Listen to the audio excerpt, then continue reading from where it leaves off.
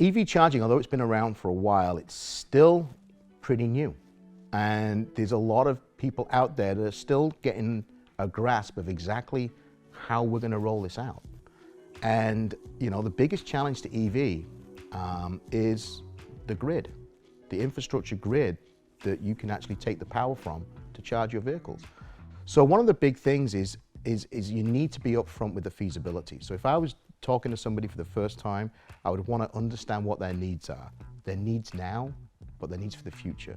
You need to be thinking 5 years ahead because you want to future-proof. If you're going to bring power to your site, you don't want it to be for right now, potentially. Some cases, clients just want right now, and that's fine.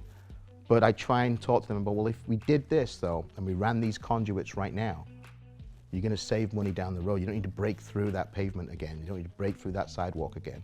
Let's run those conduits now.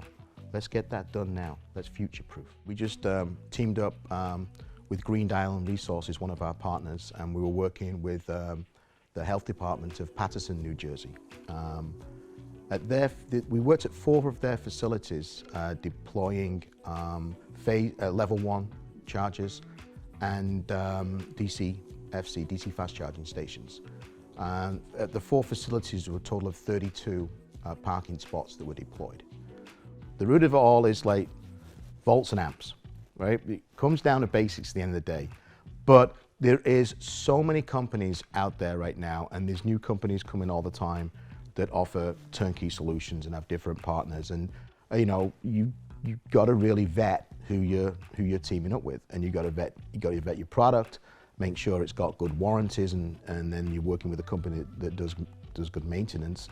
To stay up to date, you know, we do the basics where we go to the shows, we read the magazines online. But the other thing that we do is we educate ourselves by working to educate others. So we'll take a topic and we'll research it and put a blog together.